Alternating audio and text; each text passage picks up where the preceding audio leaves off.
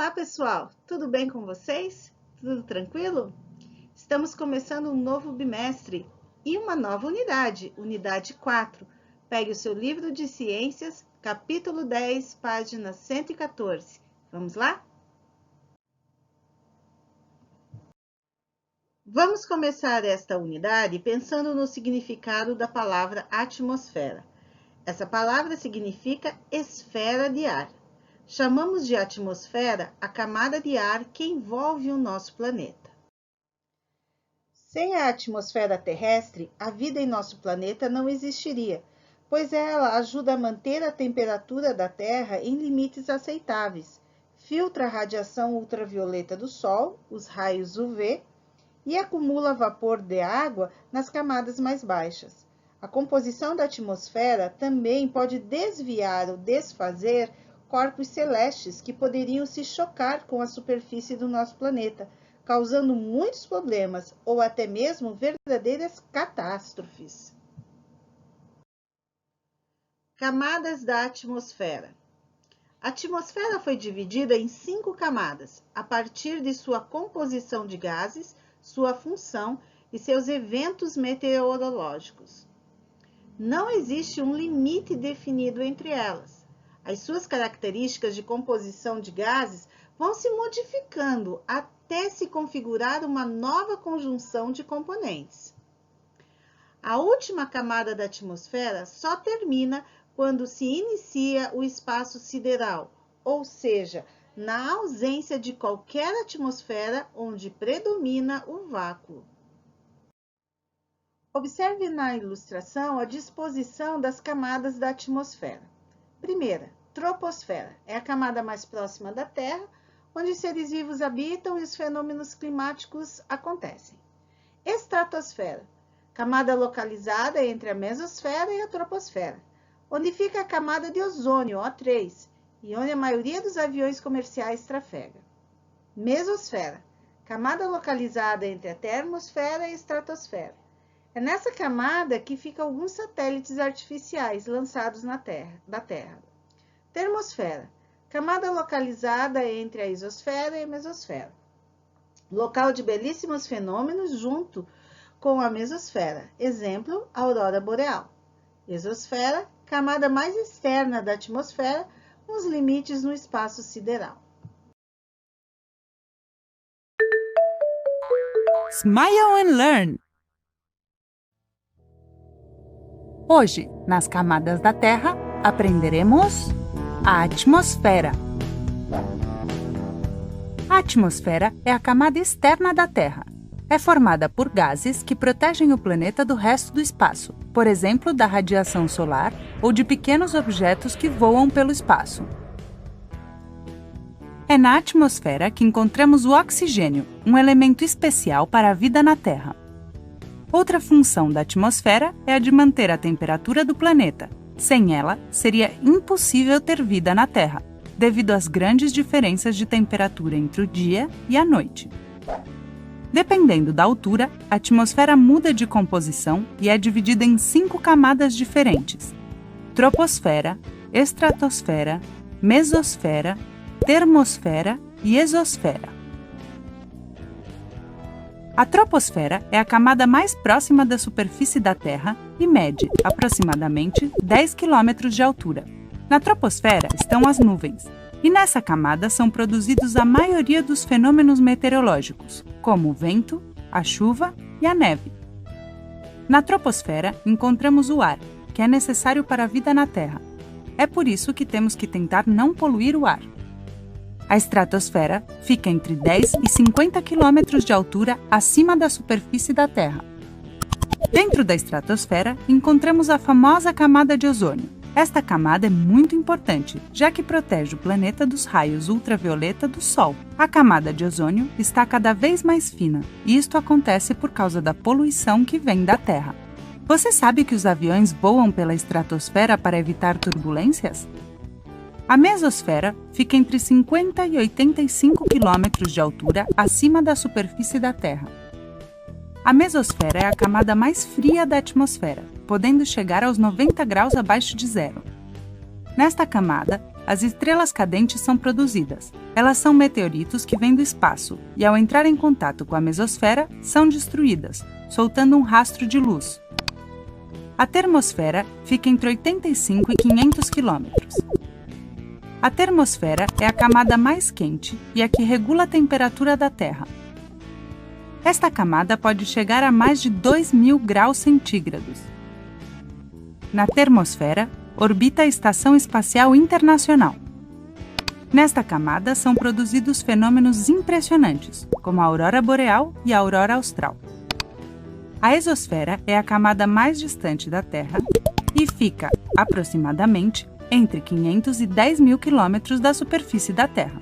A exosfera é muito leve e não tem ar. É feita de hidrogênio e hélio. Além disso, é a camada que está em contato direto com o espaço, sendo a primeira linha de defesa contra os raios solares. Nela, encontramos vários satélites. E estas são as 5 camadas da atmosfera. Interessante, né?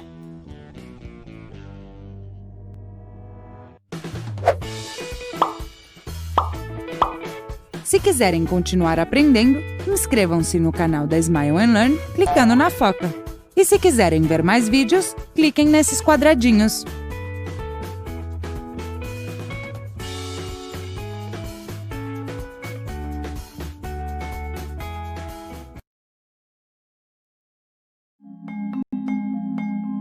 A aurora boreal é um fenômeno que maravilha a humanidade e atrai viajantes do mundo todo.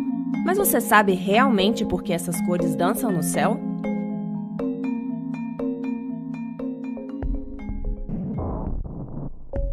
Tudo começa com as atividades solares, que geram gases eletrizados na corona, a parte mais externa do Sol, e os expelem para fora de seu campo gravitacional. Esses gases contêm partículas subatômicas, como elétrons e prótons, que viajam na forma de plasma numa velocidade de 1 milhão de quilômetros por hora. São os chamados ventos solares. Ao chegar por aqui, os ventos solares são impedidos de atingir a superfície do planeta pelo campo magnético. Mas quando os ventos solares são extremamente massivos, eles criam tempestades magnéticas. O campo magnético do plasma distorce o campo magnético terrestre, direcionando as partículas do plasma aos polos do planeta.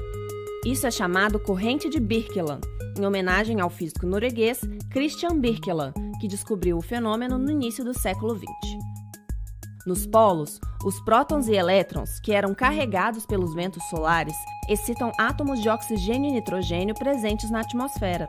Isso faz com que esses átomos liberem energia na forma de fótons, que irradiam luz. As cores que tingem o céu nesse fenômeno são as auroras polares. A cor dos fótons varia dependendo da altitude e do átomo excitado. Mais próxima à superfície da Terra, a reação com o nitrogênio emite o roxo e o azulado. Acima disso, a reação com o oxigênio produz o verde, a cor mais visível a olho nu. E em seguida é produzido o rosa e o amarelo, que são cores mais raras. Durante o dia, é quase impossível observar o fenômeno, pois o mesmo Sol que emite os ventos solares ofusca as luzes polares.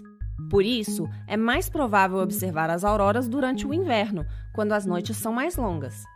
E não se confunda, a aurora boreal acontece apenas no norte, nome dado por Galileu Galilei em 1619. No sul, o nome é diferente. A aurora austral foi batizada cerca de 150 anos depois pelo navegador britânico James Cook.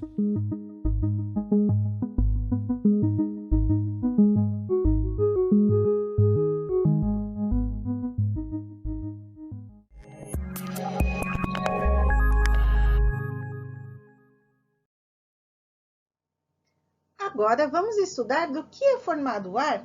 O ar atmosférico é, na verdade, uma mistura de gases e vapor de água.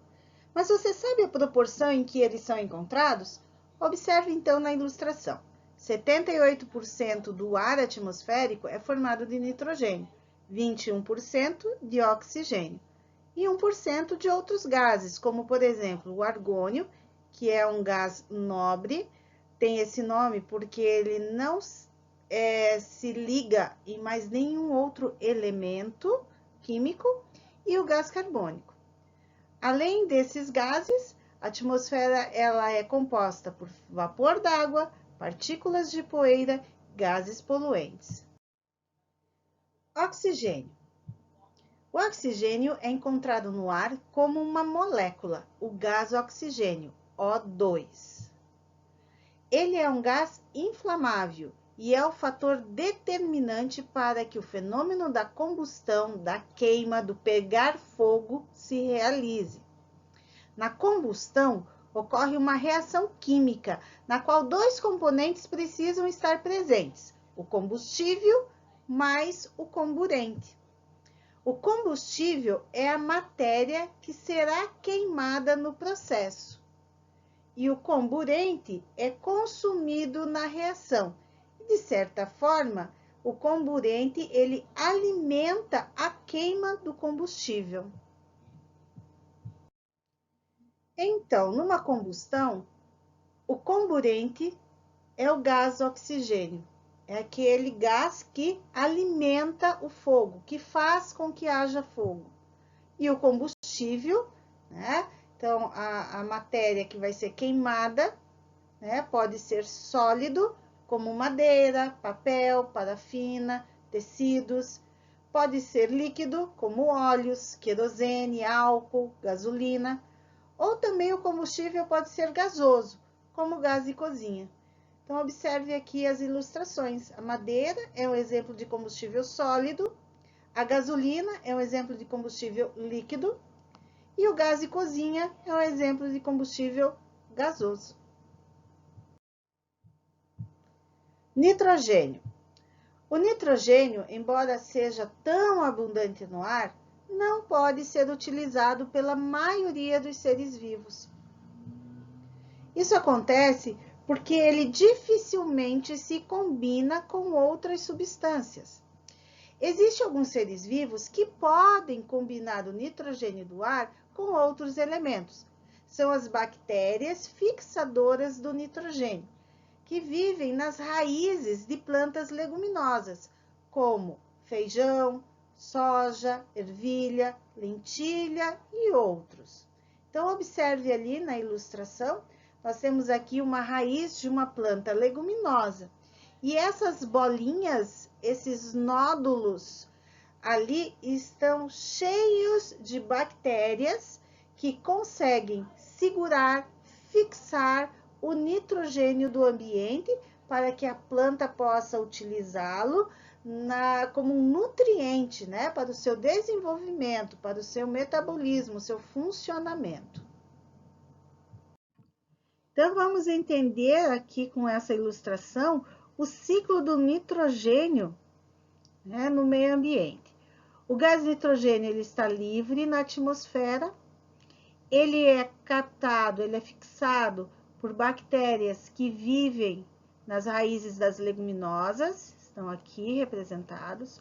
Quando os seres vivos morrem, né, existem bactérias no solo, aqui ó, tá indicado por essa seta aqui, bactérias no solo, que também conseguem fixar o nitrogênio que estava no organismo dos seres que morreram. Então, essas bactérias, tanto as que estão nas raízes das leguminosas, quanto as bactérias que estão no solo, elas degradam, elas transformam, né, as substâncias e transformam esse nitrogênio em amônia, tá? Por quê? Porque outras bactérias pegam essa amônia aqui, né, e vão transformar essa amônia, através de reações químicas, em nitratos. Por que tem que acontecer isso? Porque o nitrogênio só é absorvido pelos seres vivos nesta forma de nitrato, ok? Somente em forma de nitrato. Então, os nitratos, tá aqui, ó, são absorvidos pelas plantas, ok? E pelos demais seres vivos também que precisam do nitrogênio para o seu metabolismo, para o funcionamento do seu corpo. Essa substância chamada nitrato, você vai estudar mais tarde, é uma composição, é uma junção entre o nitrogênio e alguns átomos de oxigênio também, ok? E é isso aí, pessoal. Chegamos ao final da nossa videoaula da semana. Façam as atividades propostas no material de apoio, respondam o fórum e participem da nossa sala de aula virtual. Até a próxima. Tchau, tchau!